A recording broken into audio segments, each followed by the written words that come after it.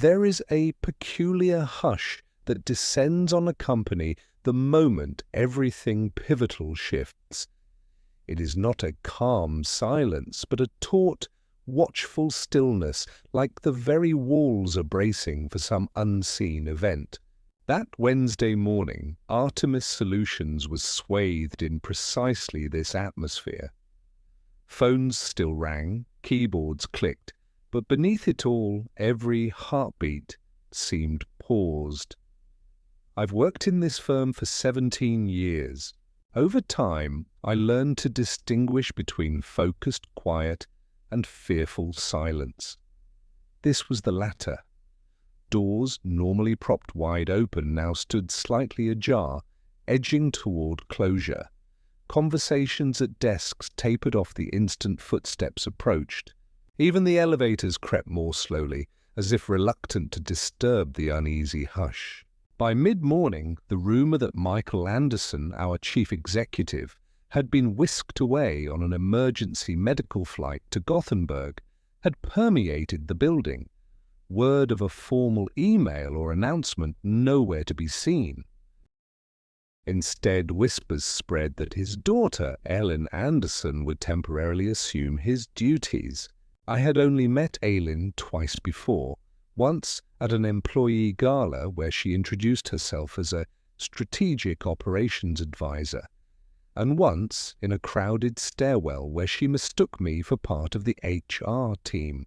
Now, suited in a meticulously tailored blazer with no tie and a curated 5 o'clock shadow, she glided through the halls with the assured gait of someone certain that compliance awaited her at every turn. She passed me without a nod or recognition, as though I were a potted plant. In truth, my work, mediating cross-border negotiations, diffusing contract disputes in 6 languages, had long been invisible to everyone except our most demanding international partners. From my corner office overlooking the Spree River, nestled between legal affairs and global logistics, I watched Aileen glide into Michael's former suite. She halted at the threshold, as if testing whether the space would obey her authority. I made a quiet note in my journal. I always kept one, recording shifts in leadership and culture that often presaged real operational tremors. At precisely 4:30, a calendar invite landed in my inbox. Operational realignment discussion.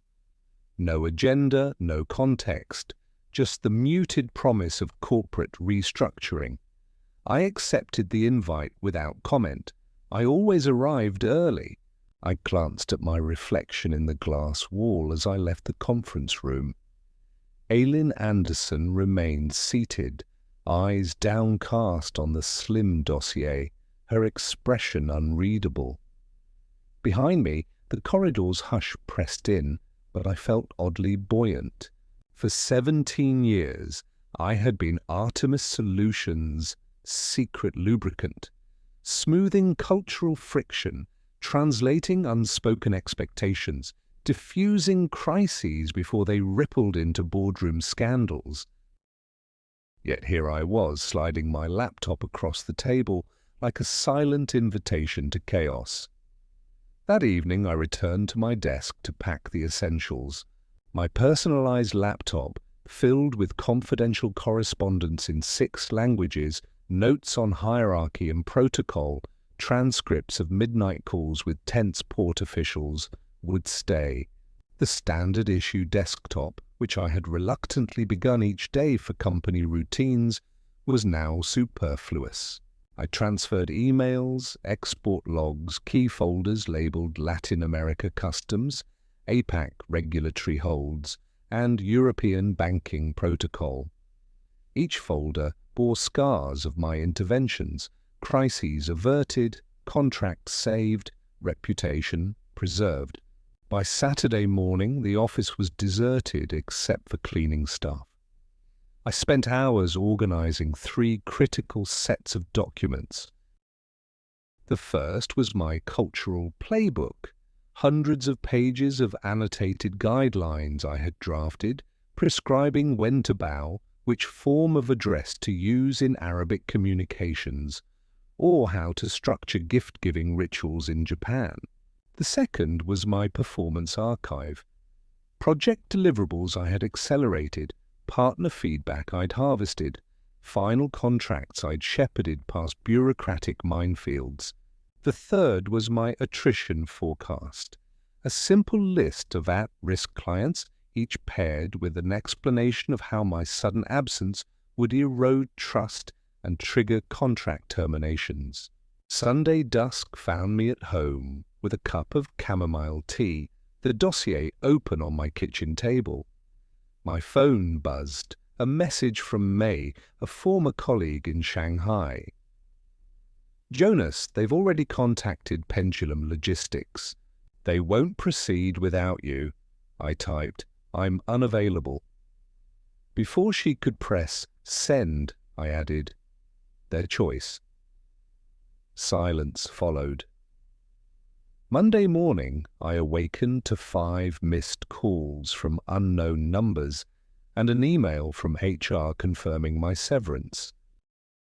But 3 more notes arrived, one from a Melbourne-based vendor. Transition date moved forward. Another from London, senior partner requesting direct handover. And one from the CEO's office. "Elin Anderson seeks your input on priority accounts." I sat at my kitchen island breathing deeply. I had dropped the first stone, ripples were inevitable. They would discover soon enough that relationships cannot be outsourced, that trust cannot be automated. And when the tremors reached Artemis Solutions' foundation, I would watch patiently, holding the ledger of what they lost and what only I could restore. By late morning, the first signs of real disruption had begun to surface. My inbox, once organized and quiet, now brimmed with alerts and forwarded threads. The German partner in Frankfurt replied curtly to an automated handover email.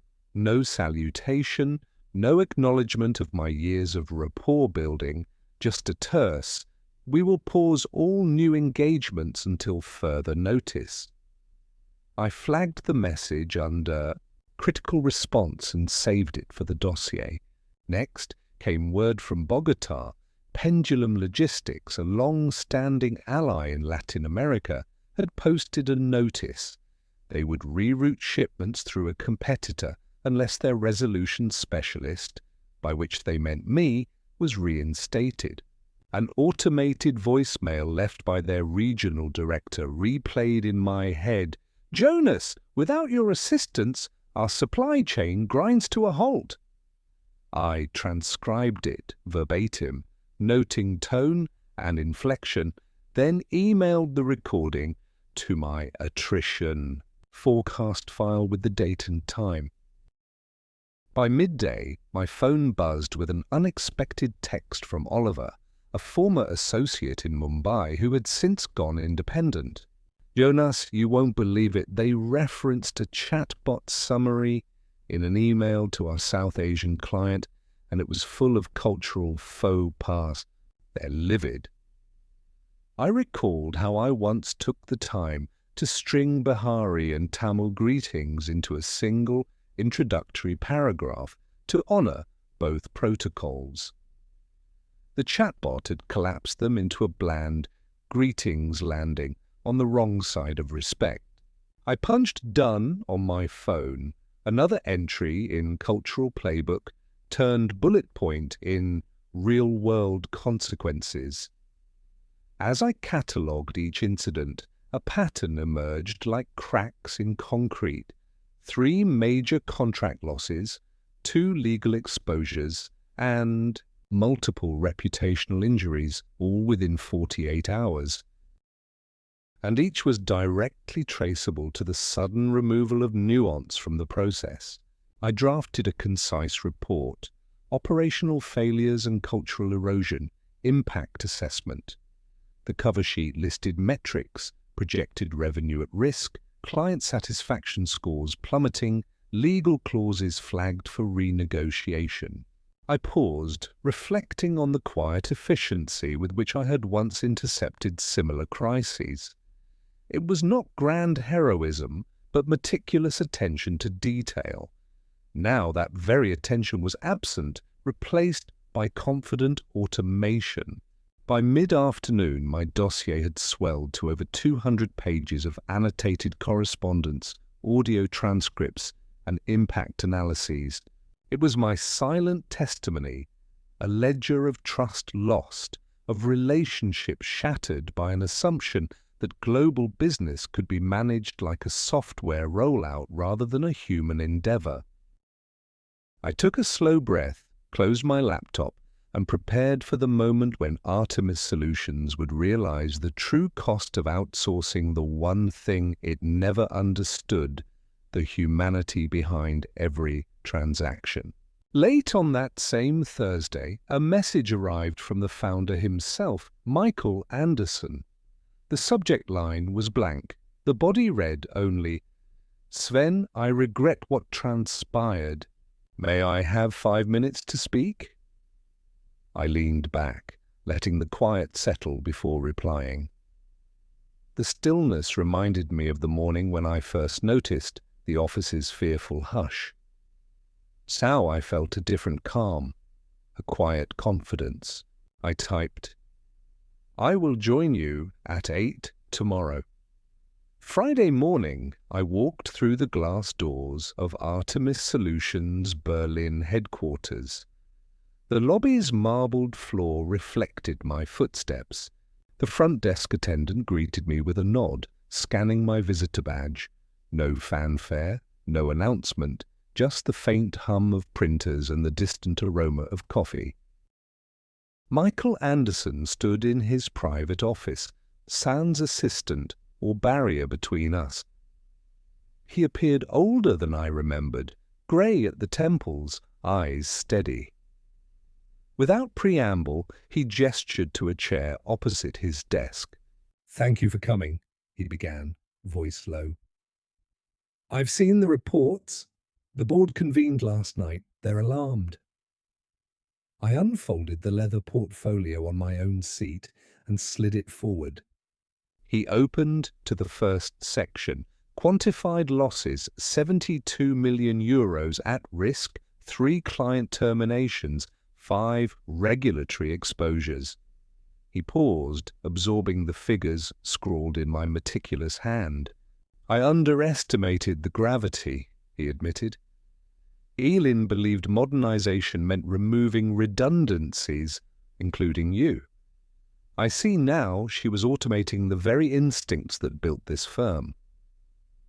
I nodded without speaking. The room's crisp light highlighted the fine lines around his eyes. He closed the portfolio and placed it on his desk. "I would like to engage you as an independent consultant, autonomy guaranteed, report directly to me. You will have full access to every department." I considered his offer, recalling the cramped conference room where I first delivered my resignation. "Terms?" I asked. 6-month contract at triple your previous salary. No interference from Elin or the board, discretionary authority on all international projects. I allowed a moment of silence, savouring the weight of that autonomy. Then I replied softly, "Send me the agreement." He nodded, a faint relief crossing his features. "One request," he said. "Rebuild trust before they realize what they've lost." I closed my eyes briefly, recalling every port dispute, every protocol correction, every delicate negotiation saved by human empathy. "Understood," I replied. As I left his office, I felt Artemis Solutions shift. The hush remained, but now it felt expectant, waiting not for catastrophe but for restoration. I had stepped back into the firm, not as an employee, but as the keeper of its most vital asset. The nuanced understanding that no algorithm could replace. My first task as a consultant began immediately, a comprehensive audit of Artemis Solutions' global operations. By Monday morning, I had assembled a team of 3 trusted former colleagues: Anna in São Paulo, Kofi in Accra, and May in Shanghai, each chosen for their intimate knowledge of critical regional accounts. We convened via a secure video link, and I outlined our mission to trace every misstep, quantify its impact, and recommend corrective measures before further damage occurred. We divided the work streams. Anna dove into Latin American portfolios, reviewing client correspondence and delivery records. Her first discovery was telling. In Bogotá, a contract clause had been mistranslated on an automated platform, converting a commitment to timely delivery into delivery at our discretion. The client's legal team had responded with a formal notice of breach. Anna logged the incident as regulatory misinterpretation, LATAM, and flagged an immediate stopgap. A personal apology, drafted in both Spanish and Portuguese, to be hand-signed and delivered within 48 hours. Meanwhile, Kofi audited the West African accounts. He identified a message sent to Accra's regional partners that lacked the customary formal greeting used in local etiquette. On our platform, an auto-generated hello had replaced the culturally expected esteemed partners, causing confusion and offense. Kofi recommended reinstating a dedicated liaison for each call and personally delivering an audio apology in Twi at the next scheduled video conference. In Shanghai, May discovered that a routine update email about system upgrades had been written completely in English. The local team, accustomed to bilingual communication, felt excluded and unsure about the implications. One major client, a healthcare provider, suspended software rollout indefinitely. May prepared an urgent bilingual newsletter outlining the changes, complete with translated FAQs and direct contact information for Mandarin-speaking support. By Wednesday afternoon, our audit report spanned 3 appendices and detailed 11 high-risk issues across 6 regions. I presented the findings to Michael Anderson in his office. He listened as I summarized each incident, then asked, "What's our first priority?" I smiled and replied, "Rebuilding trust, one client at a time." He leaned forward, meeting my gaze. "You have full authority," he affirmed. "Do what you must." As I returned to my temporary office, a modest space of frosted glass and minimal decor, I felt the weight of responsibility settle comfortably on my shoulders. This was not about restoring control, but about rekindling relationships. And with each detailed recommendation I sent out, I took one more step toward proving that genuine connection cannot be outsourced or automated. By the start of the following week, I had set in motion a series of targeted interventions. Each morning, I reviewed updates from our regional teams and sent precise instructions to correct misalignments. The cornerstone of our strategy hinged on personal outreach, handwritten notes, bespoke video messages, and synchronous calls with local stakeholders. Automation would no longer dictate the cadence, human presence would. On Tuesday, I flew to São Paulo at dawn. The flight offered a rare moment of solitude, 3 hours to revisit my mental archive of Brazilian conventions and corporate nuances. Once on the ground, I headed straight to the offices of our longtime client, Brasmed Technologies. Their headquarters stood in a restored Art Deco building, its lobby echoing with muted conversation. I was escorted to a minimalist meeting room where the senior vice president, Mariana Costa, awaited with a guarded expression. "Jonas," she began, voice measured, "we received your apology letter. It was unexpected, hand-signed in Portuguese, referencing our discussion on cultural respect. "Thank you." Her tone softened, but her posture remained formal. I handed her a small parcel, a book of Brazilian poetry by Cecília Meirelles, accompanied by a simple note acknowledging our oversight and reaffirming our commitment. She examined the gift, then looked up. "This speaks volumes," she said quietly. "We were close to escalating the dispute. Your intervention prevented further damage." We spoke for nearly an hour, mapping out a revised delivery schedule, introducing a dedicated liaison fluent in Portuguese, and establishing weekly check-ins. As I left, her team walked me to the elevator, their demeanor transformed from formal reserve to genuine warmth. Back in Berlin on Thursday, I conducted a parallel intervention for our Accra partners. Kofi and I co-hosted a live webinar, beginning with a formal Odafu greeting in Twi and inviting feedback in local dialects. We presented our roadmap for renewed collaboration and addressed every concern raised. By the session's close, the regional director's opening smile signaled restored confidence. That same afternoon, May and I launched the Shanghai client newsletter, bilingual, visually engaging, and embedded with direct video introductions from our Mandarin-speaking support team.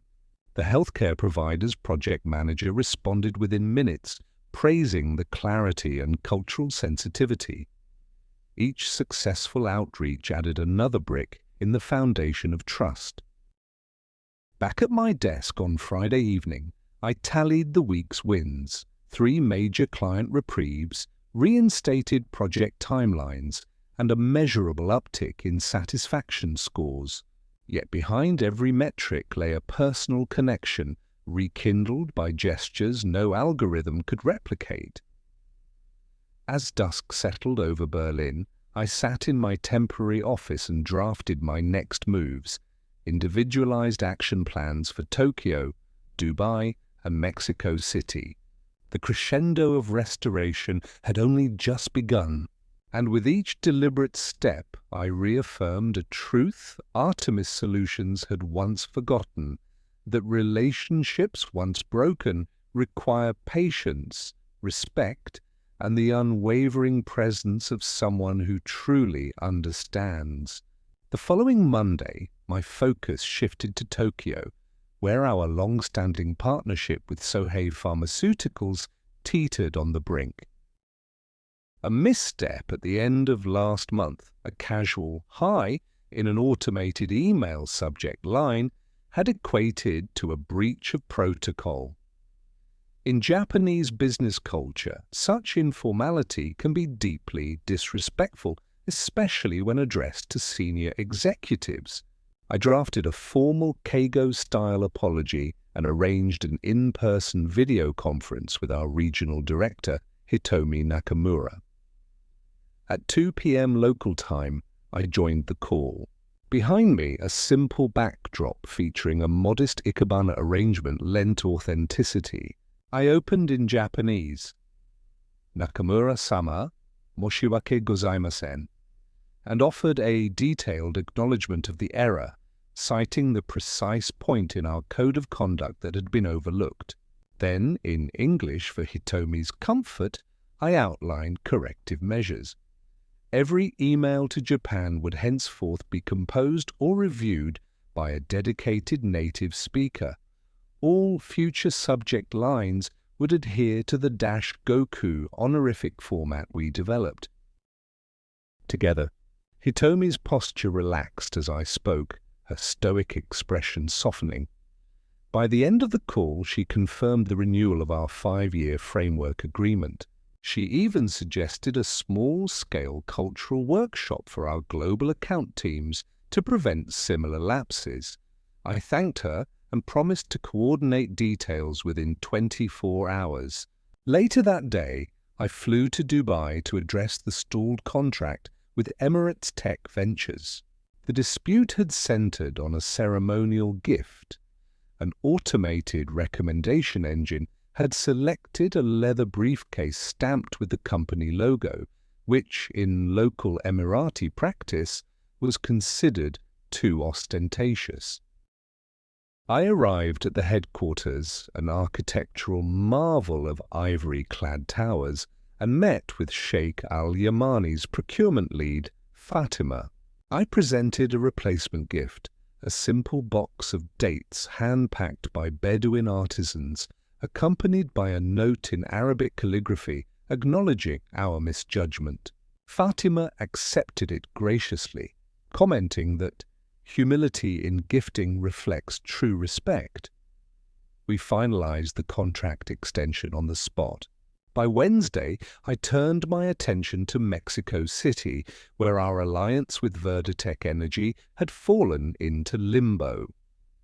Local stakeholders felt excluded because our last quarterly review had been held without simultaneous Spanish translation. I organized a bilingual roundtable, bringing together our executive sponsors on site and connecting them via live stream to our Berlin headquarters. I opened with a brief speech in Castilian Spanish, then alternated languages throughout the session, ensuring equal access. The result was immediate. The client extended their preferred partner status and scheduled follow-up workshops for July. As I returned to my temporary Berlin office that evening, I reviewed the week's impact metrics: 5 salvaged contracts, renewed multi-year agreements, and a nascent internal program for cross-cultural training. Each victory underscored that genuine respect and meticulous cultural fluency remain irreplaceable assets I was determined to safeguard for Artemis Solutions. As dawn broke over Berlin on Thursday, I prepared for the most sensitive intervention yet, our long-standing project in Stockholm with Nordica Biotech. The crisis centered on an email thread that inadvertently referred to the company's founder, Dr. Ingrid Bergström by her informal nickname, an unforgivable lapse in Swedish corporate etiquette. To correct this, I drafted a letter in impeccable Swedish, using the formal ni pronoun and proper honorifics, then arranged a face-to-face meeting via video link. At 10 a.m., I joined the call. Behind me, a simple backdrop of birch branches and minimal decor evoked Scandinavian understatement. I greeted Dr. Bergström in Swedish, "God morgon, Bergström, Fru Doctor," and immediately acknowledged our mistake with genuine remorse. I explained that all future communications would be vetted by a native speaker before sending, and that a dedicated liaison fluent in both corporate and cultural nuance would oversee our partnership exclusively. Dr. Bergström's initial reserve softened as I spoke. She noted, "It is rare to see such attention to detail."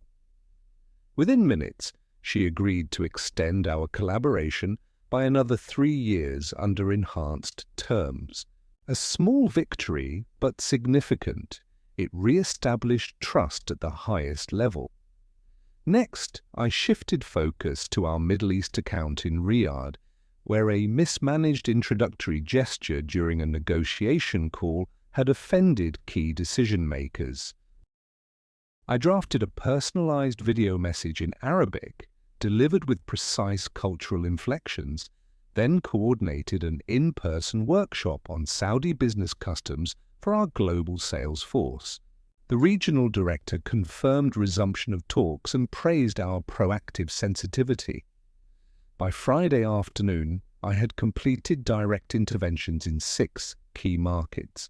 I compiled a restoration scorecard, a visual dashboard tracking contract renewals, client satisfaction improvements, and legal risk reductions. The numbers spoke plainly. Of 10 at-risk partnerships, 8 were now fully restored, 1 was under renegotiation, and only one remained in jeopardy pending further cultural alignment. When I shared the report with Michael Anderson, he leaned back and allowed a rare smile to surface.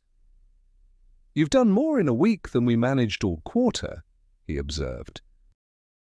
I nodded, mindful that the real work lay ahead, embedding these practices into the company's DNA so that automated systems could never again override human understanding. As I left his office, the hallways of Artemis Solutions buzzed with renewed energy rather than fear. The hush had lifted, replaced by conversation, tentative at first, then confident, about how best to move forward. And in that shift, I recognized the enduring truth I had always known, that technology can facilitate communication, but only empathy and cultural fluency can sustain it. Monday morning dawned with a renewed sense of momentum in the Artemis Solutions offices. I arrived before sunrise to review the next phase of our cultural reinforcement strategy, embedding sustainable processes so that finesse and nuance would never again be treated as expendable. My first order of business was to establish a global cultural excellence framework, a living repository of best practices drawn from my years of frontline experience. I convened a virtual workshop at 9 a.m., bringing together regional leads from London, São Paulo, Tokyo, and Dubai. On the screen, I displayed a draft of our framework's core elements. 1. Cultural Knowledge Hub, an internal wiki populated with detailed protocols, sample dialogues, holiday calendars, and gift-giving guidelines for every major market. 2. Certification program mandatory for all client-facing staff, combining online modules with live role-play sessions to test real-world application. 3. Escalation protocol, a tiered process for cultural incidents, ensuring rapid human intervention rather than blind automation. 4. Performance metrics, integration of cultural competency KPIs into quarterly reviews, tying recognition and rewards to successful cross-cultural outcomes. As each regional lead offered feedback, I noted their concerns. London worried about content overload. São Paulo requested localized examples. Tokyo insisted on strict honorific guidelines. Dubai emphasized the importance of Arabic dialect variations. I assured them we would pilot the hub in 4 languages and refine it iteratively based on user feedback. By midday, I had delegated tasks. May would oversee the Chinese and Southeast Asian modules, Kofi would lead African language entries, Anna would handle Latin America and Iberia, and I would personally draft European and Middle Eastern sections. We agreed to meet again in 2 weeks for a progress review. That afternoon, I prepared an executive briefing for Michael Anderson and the board.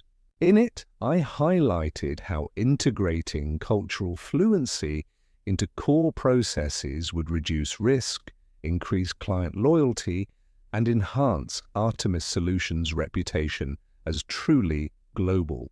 I recommended establishing a standalone cultural center of excellence, staffed with senior advisors empowered to veto any automated communication that failed to meet standards. Later, Ellen Anderson, still interim CEO, requested a one-on-one update.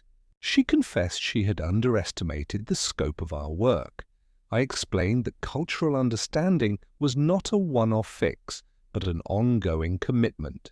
She nodded thoughtfully, saying, "I see now that this is foundational." I concluded, once ingrained, these practices will become as routine as any technological protocol, only more human. As I closed my laptop, the office lights brightened with midday energy. The quiet dread of that first Friday had vanished, replaced by purposeful collaboration. In that moment, I knew Artemis Solutions was transforming, not just repairing past missteps, but building resilience through respect and understanding. Over the next morning, I turned my attention to the back-end systems that had inadvertently amplified cultural missteps. Artemis Solutions relied heavily on automated templates for mass communications, templates that now bore the scars of our past failures. My objective was to overhaul this system, to integrate cultural checks and balances directly into the software, ensuring that every message passed through a human review step before sending. At 11 a.m., I met with our head of IT, Lucas Berger, in a glass-walled server room humming with the glow of rack-mounted lights. Lucas, a genial engineer with a penchant for code efficiency, initially bristled at the idea of slowing down our automated workflows. "We'll add latency," he warned. "Clients expect near-instant responses." I leaned against a console and presented a compromise. Insert a conditional review. Any template directed to high-risk regions, such as Japan, the Gulf states, or Latin America, triggers a flag and routes to a regional liaison for approval. The extra minute of delay is negligible compared to the cost of a breached contract or offended client. He tapped a pencil thoughtfully. "We can build an API hook for that. I'll collaborate with May's team to define the triggering criteria." Satisfied, I outlined a rollout plan. Phase 1 would activate the hook for our top 10 markets. Phase 2 would expand it to all active regions. By week's end, Lucas had drafted the requirements and his developers began coding the review interface. Simultaneously, I convened the communications team to rewrite our global templates. We stripped out generic salutations and injected placeholders for region-specific greetings, honorifics, and code of conduct reminders. Each template now included a mandatory cultural footnote section reminding senders of key protocols, like not capitalizing last names for German executives or including proper bowing notation for Japanese greetings. By Thursday afternoon, the first batch of revised templates was live. Early tests revealed only a handful of messages awaiting manual approval, and those were precisely the ones that previously would have blundered. I signed off on them personally, then sent a brief note to the affected regional teams. Approved. Cultural compliance confirmed. As I sat back in my temporary office, I reflected on the symbiosis we had created between technology and human insight. Artemis Solutions? Systems would no longer operate in a vacuum. Every automated action would carry the nuance of lived experience. In that balance, I saw the firm's future stability and the quiet triumph of respecting the delicate art of human connection.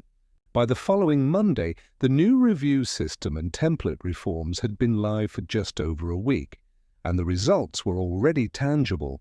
I began my day by examining the Cultural Compliance Dashboard, a real-time feed showing how many outbound messages had triggered human review and how quickly they had been approved. Of the 200 flagged messages, only 11 required revision, down from an estimated 75 in pre-audit simulations. Those numbers signaled that our hybrid approach was embedding itself into routine workflows. Shortly after 9 a.m., I convened a feedback session with regional liaisons over a secure video link. Anna dialed in from São Paulo, May from Shanghai, Kofi from Accra, and Hitomi from Tokyo. Each shared anecdotes of how the new system prevented potential faux pas, an automated subject line in German that would have used the informal du instead of the formal Sie, a bulk invitation to a Ramadan iftar sent without appropriate timing, and to buy a Spanish memo that lacked the customary opening courtesy phrases. We celebrated each near miss and discussed small refinements, adding a time zone sensitivity flag and enriching the gift selection guide within the cultural hub. In mid-morning, I took the opportunity to train a batch of new hires in our Berlin office. I led them through role-play exercises, drafting emails to senior Brazilian executives, negotiating virtual coffee breaks with Dutch partners, scripting welcome remarks for a virtual summit in Riyadh. They grappled with honorifics and gift etiquettes as if learning a new language, and that, I thought, was precisely the point. We recorded the session for inclusion in our certification program, ensuring that cultural fluency would be as integral to onboarding as cybersecurity protocols. After lunch, I met with the legal affairs team to integrate our cultural KPIs into contract review checklists. We revised the standard client welcome package to include a cultural alignment charter, which every new partner would sign alongside the master services agreement. This charter acknowledged mutual respect for language, ceremonies, and communication styles, transforming cultural awareness from a back-office concern into a front-line obligation. As the afternoon waned, I compiled an executive memo summarizing these initiatives, complete with updated metrics and projected revenue retention improvements. I sent it to Michael Anderson and the board under the subject Embedding Cultural Resilience. Within minutes, his reply arrived. Exceptional work. Let's roll this out company-wide by quarter's end. I closed my laptop and looked out across the Berlin skyline. Artemis Solutions was no longer merely repairing past mistakes. It was building a culture where respect, nuance, and empathy would guide every interaction, ensuring that the quiet strength I brought would endure far beyond any algorithm. Early on Tuesday, I turned my attention to Artemis Solutions' internal talent pipeline. It became clear that while our new cultural excellence framework and review processes were mitigating external risks, the next frontier was ensuring that every employee, not just seasoned liaisons, internalized cultural fluency as part of their professional identity. To that end, I proposed a rotational culture immersion fellowship, a 3-month program pairing junior consultants with veteran regional experts. By 9:30, I was meeting with the head of talent acquisition, Clara Miller, in a sunlit conference room overlooking the Spree. I outlined the fellowship structure. Fellows would spend 1 month each with teams in São Paulo, Tokyo, and Dubai, participating directly in client engagements, translating protocols into practice, and then returning to Berlin to share their takeaways in a town hall presentation. Clara's eyes lit up at the prospect of fast-tracking cultural champions within our ranks. We agreed to launch a pilot cohort of 5 fellows by the start of next quarter. At 11 a.m., I hosted a briefing for potential fellowship candidates. 15 eager young associates gathered around a large oval table, notebooks poised. I shared real-world anecdotes. The time and ill-timed congratulations in Mandarin nearly derailed a multi-million-dollar partnership, or how a poorly chosen parting gift in Lagos caused unexpected offense. The room fell silent as they absorbed how small details could ripple into large consequences. I closed with a simple challenge: join the fellowship, and you will learn to navigate the unspoken rules that preserve trust, skills no chatbot can emulate. After lunch, I checked in on our cultural knowledge hub, now swelling to over 2,000 entries. I collaborated with May to integrate short video clips demonstrating proper greetings in Cantonese and Portuguese, and with Kofi to add audio files teaching tonal distinctions in Twi. Each edition enriched the interactive experience, turning static text into living examples. By mid-afternoon, I convened a strategy session with the marketing team. We drafted a campaign titled Human First, designed to showcase Artemis Solutions' commitment to genuine cross-cultural mastery. The plan included case study videos, blog posts penned by regional experts, and a webinar series featuring our most impactful restoration stories. The content was scheduled to roll out alongside the fellowship launch, reinforcing the message both internally and to the market. As the day wound down, I drafted a progress update for Michael Anderson, 3 new fellowship nominations, 200 new hub contributions, and the concept brief for Human First. His reply came swiftly. This initiative will define our next chapter. Thank you for driving it. I leaned back, satisfied that we were not just repairing past fractures, but proactively equipping the next generation to uphold the empathy and nuance that form the bedrock of our global success. By the start of the next week, the impact of our initiatives had begun to crystallize.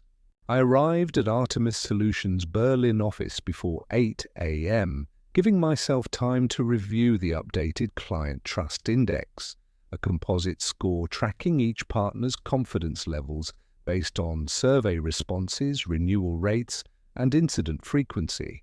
Of the 50 active accounts, 43 showed measurable improvement since my return, with the remaining 7 flagged for targeted interventions. At 9:30, I met with the Finance Director, Lena Fisher, to discuss the budget for sustaining our Cultural Excellence Framework.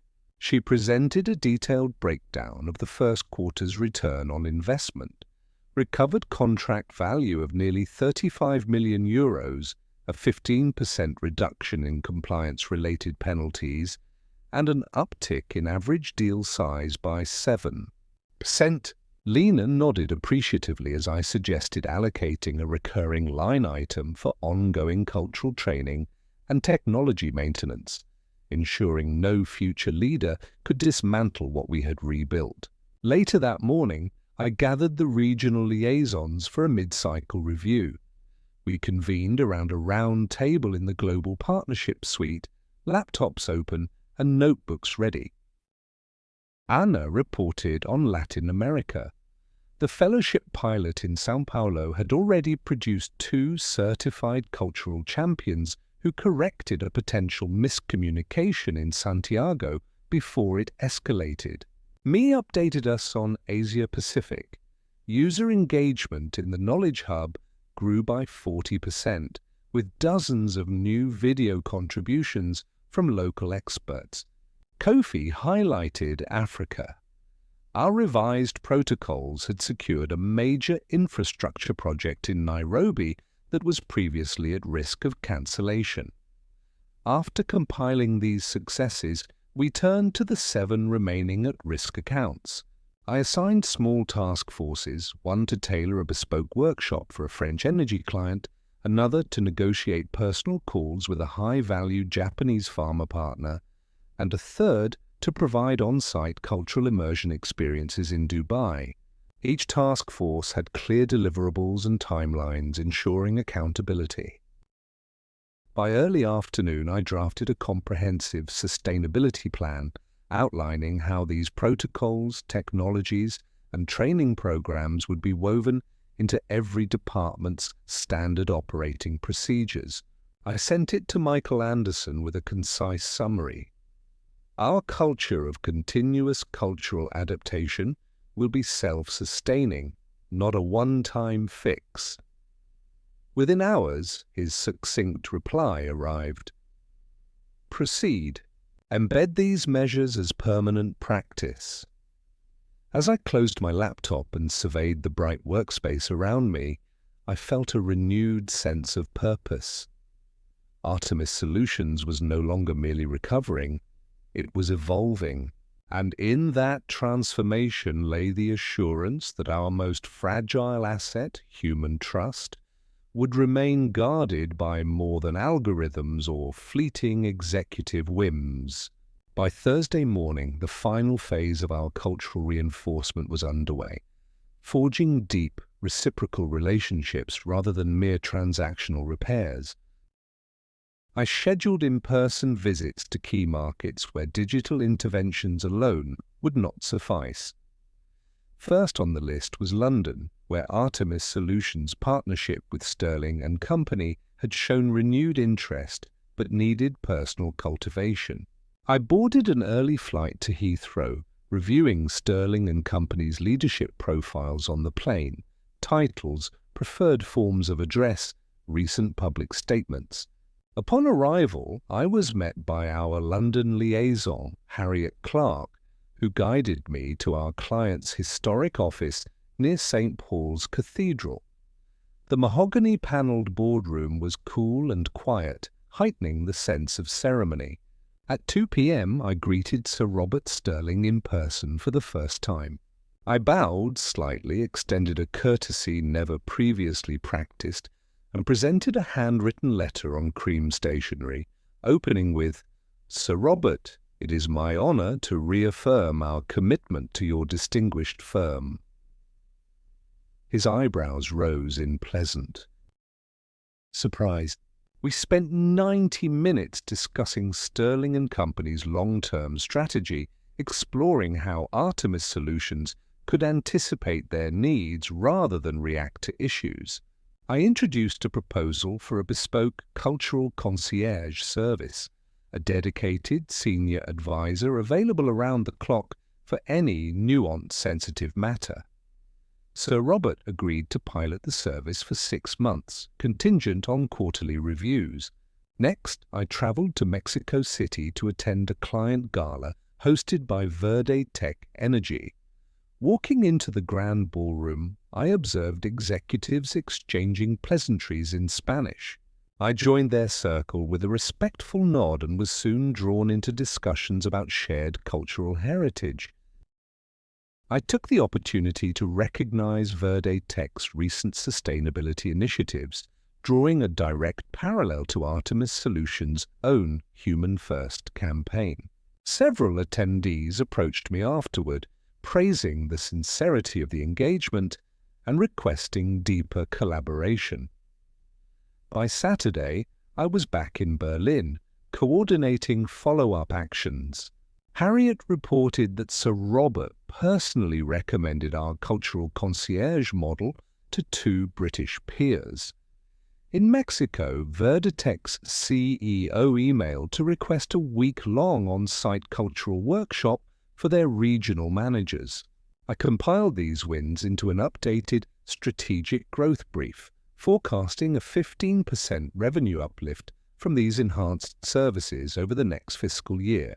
As I prepared to present these outcomes to Michael Anderson on Monday, I reflected on the journey, from quiet departure to decisive return, from invisible support to visible partnership.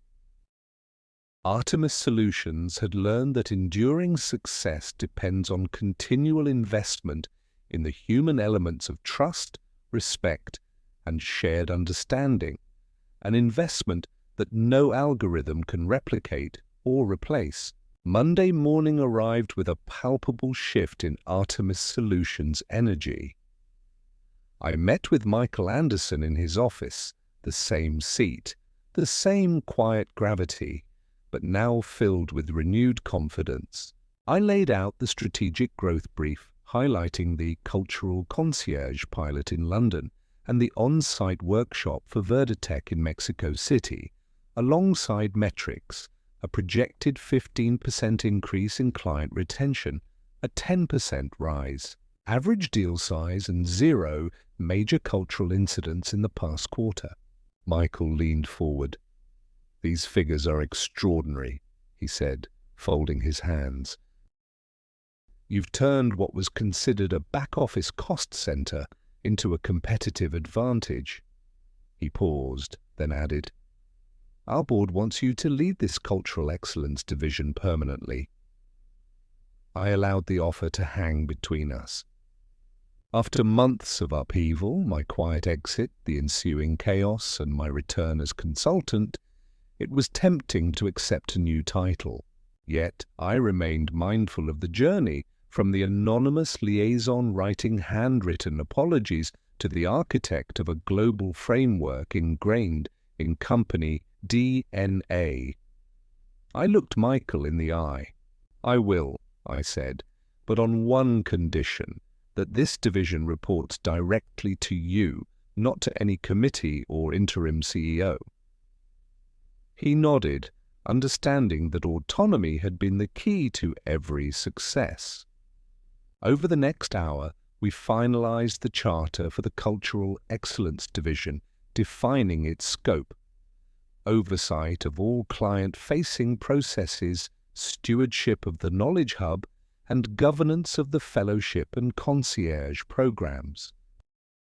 We set an ambitious goal: 0 cultural missteps company-wide within the next year, and formal integration of cultural KPIs into every executive dashboard. As I left his office, I paused to glance down the corridor.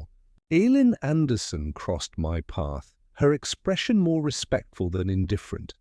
She offered a brief nod, which I returned with a small, genuine smile.